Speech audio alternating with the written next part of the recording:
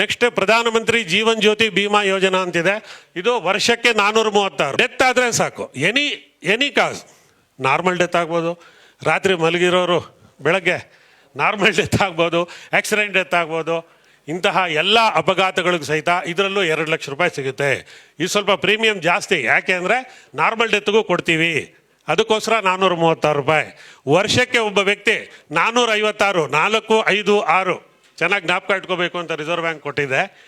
456 ರೂಪಾಯಿ ಖರ್ಚು ಮಾಡಿದರೆ ಅವ್ರ ಕುಟುಂಬಕ್ಕೆ ಅವನು ಸಾಮಾಜಿಕ ಭದ್ರತಾ ಯೋಜನೆ ಅಡಿಯಲ್ಲಿ 4 ಲಕ್ಷ ರೂಪಾಯಿ ನಾನು ಸೇವ್ ಮಾಡಿದ್ದೀನಿ, ನನ್ನ ಕುಟುಂಬಕ್ಕೆ ಸಂರಕ್ಷಣೆ ಕೊಟ್ಟಿದ್ದೀನಿ ಅಂತ ಧೈರ್ಯವಾಗಿ ಇರ್ಬೋದು. 456 ಅಂದರೆ ವರ್ಷಕ್ಕೆ 365 ದಿವಸ ಲೆಕ್ಕ ಹಾಕಿದ್ರೆ ದಿನಕ್ಕೆ 1.25 ರೂಪಾಯಿ ಆಗುತ್ತೆ ಅಷ್ಟೇ.